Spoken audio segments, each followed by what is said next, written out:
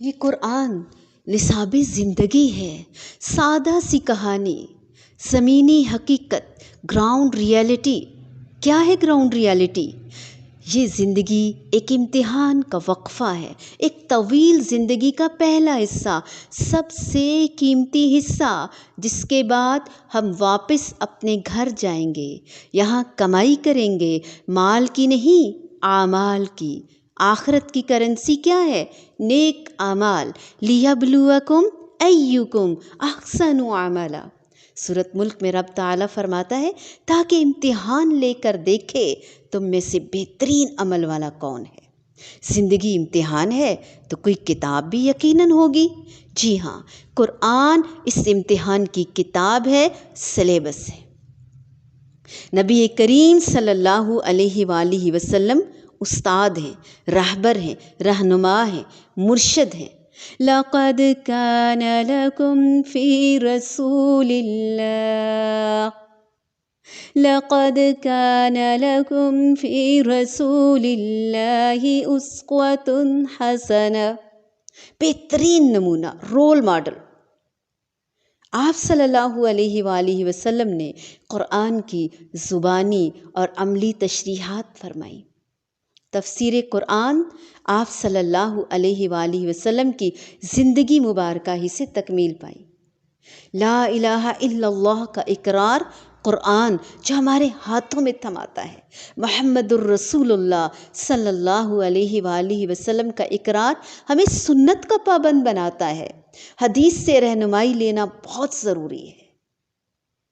زندگی امتحان ہے تو یقیناً نتیجہ بھی ہوگا امتحان کا۔ قرآن پڑھتے جائیں، پاس ہونے کے درجات، کامیابی، فوز، فلاح، کیا بات ہے! سب کچھ واضح ہو جائے گا۔ امتحان میں ناکامی، خسارے کی ذلت کا بیان، سب کچھ موجود ہے اس میں۔ قرآن کی پہلی دعا ہی اہدنا الصراط المستقیم صراط الذین انعمت علیہم غیر المغضوب علیہم ولا الضالین، آمین۔ کیسی طلب، سیدھا رستہ دکھا، کیسی تڑپ، انعام یافتہ لوگوں کا رستہ، ان کا نہیں جو مغضوب ہوئے، جو راہ بھول گئے، بھٹک گئے، یہود و نصارا کا نہیں، مشرکین کا نہیں، کفار کا نہیں، عیسائیوں کا نہیں۔ جب پتہ چلے گا تو بچنے کی کوشش کریں گے نا۔ یہ سادہ سی کہانی ہمیں کیوں سمجھ نہیں آتی؟ کیوں ہم نے یہ کتاب بند کر دی؟ اتنا آسان سبق کیوں بھلا دیا ہم نے؟ ہم کیوں قرآن کی طرف نہیں پلٹ رہے؟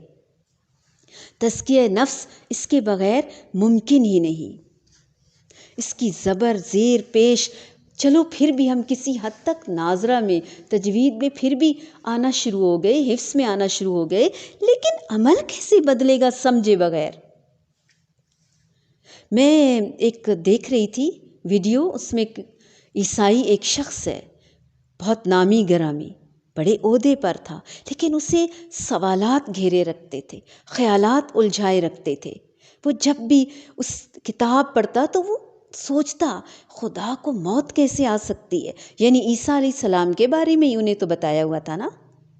وہ ہمیشہ وہ الجھ کے رہ جاتا، وہ تحقیق کرنے لگا، اور چونکہ انہیں مسلمانوں کے خلاف ابھارا جاتا ہے کہ اسلام میں نعوذ باللہ یہ خرابیاں ہیں، وہ تو دہشت گرد ہیں، وہاں تو عورتوں پر ظلم ہو رہا ہے، یہ ہے، اس نے سوچا میں اسلام کے خلاف کتاب لکھوں۔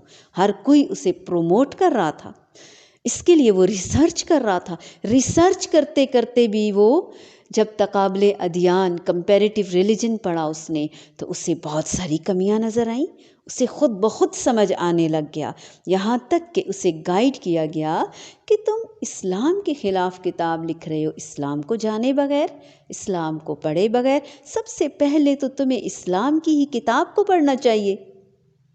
اور جب وہ اپنی لائبریری میں، اپنی الماری میں کئی کتب رکھی ہوئی تھی، اور وہ ساری کتابیں واپس رکھ رہا تھا، یہاں تک کہ قرآن اس کی نظر پڑی، اور جب کھولا تو اللہ اکبر، سورۃ الحج کی آیت اس کے سامنے آ گئی۔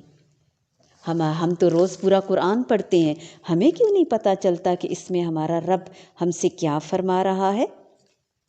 افلم یسیروا فی الارض فتکون لہم قلوب یعقلون، کیا انہوں نے زمین میں سیر و سیاحت نہیں کی جو ان کے دل ان باتوں کو سمجھنے والے ہوتے، یا کانوں سے ہی ان واقعات کو سن لیتے؟ بات دراصل یہ ہے کہ صرف آنکھیں ہی اندھی نہیں ہوتی، بلکہ وہ دل کے اندھے ہو جاتے ہیں جو سینوں میں ہیں۔ اللہ اکبر کبیرہ، اسلام کے خلاف لکھتے لکھتے خود مسلمان ہو گیا۔ کیا بات ہے! وہ نان مسلم مسلمان ہو گیا، تو ہم مسلمان، ہم نے قرآن نہیں پڑھا، یہ آیت نہیں پڑھی؟ ایسی لا تعداد آیات ہیں۔ اللہ نے آپ کو بار بار، ایک بار تو کم از کم پڑھیں، خدا را ایک بار تو پڑھیں پلیز۔ میں آپ کی منت کرتی ہوں، میں آپ سے ریکویسٹ کرتی ہوں، کم از کم ایک بار بزی لائف میں سے اپنا تھوڑا سا وقت نکالیں۔ 1 سال 1 گھنٹہ، 24 گھنٹوں میں سے 1 گھنٹہ صرف، پھر دیکھیں